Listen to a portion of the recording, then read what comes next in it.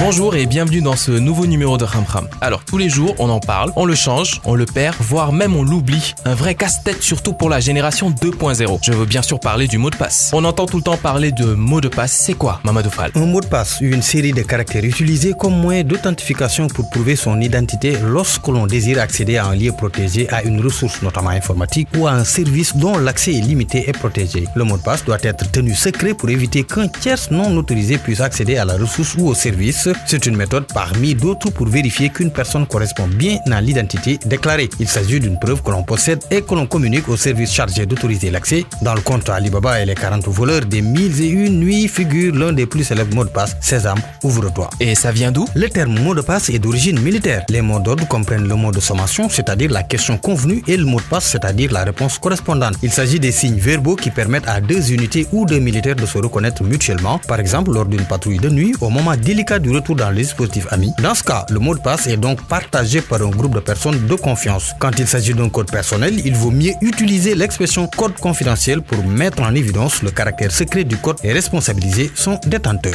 Quels sont les plus mauvais mots de passe? Alors, une étude menée sur 61,5 millions de mots de passe utilisés par près de 29 millions de personnes sur plus de 100 sites internet a mis en lumière les erreurs les plus fréquentes dans le choix d'un mot de passe. D'abord, une habitude persiste, celle de choisir le mot de passe pour plusieurs services différents. 52% des utilisateurs réutilisent au moins une fois le même mot de passe sur des différents comptes, mais l'erreur la plus fréquente est le password walking qui consiste à utiliser des suites de touches de chiffres, de lettres ou de symboles sur le clavier comme 1, 2, 3, 4, 5, 6 ou sur un clavier anglais qui consiste à alterner une touche en haut, une touche en bas. Deuxième mauvaise habitude, utiliser un mot de passe en lien avec sa vie ou une donnée personnelle, date de naissance, nom, pronom, etc. Troisième mauvais choix, des noms de marques, de personnalités ou d'équipes de sport célèbres, tout comme d'ailleurs les films, la musique ou les émissions de télévision. Ainsi, Superman, Star Wars, Barcelona ou Manchester sont très fréquents. Quatrième très mauvais choix, le mot de passe qui, contrairement à ce que pensent ceux qui le choisissent, n'est pas original du tout puisqu'il s'agit du deuxième mot de passe le plus fréquemment choisi. Et quels sont les conseils pour choisir un bon mot de passe? L'Agence nationale de la sécurité des systèmes d'information a donné ses recommandations à la matière. Elle encourage les gens à le choisir avec 12 caractères de type différents, majuscules, minuscules, chiffres, caractères spéciaux, n'ayant aucun lien avec vous, nom, date de naissance, entre autres, et ne figurant pas dans le dictionnaire. De plus, il faut utiliser un mot de passe différent pour chaque service sensible pour éviter des piratages en série en cas de fuite sur l'un d'entre eux. Évitez en fait de stocker vos mots de passe dans un fichier. Voilà, je pense que ces quelques conseils vous aideront à choisir le bon mot de passe et rendez-vous dans un autre numéro de Kham Kham.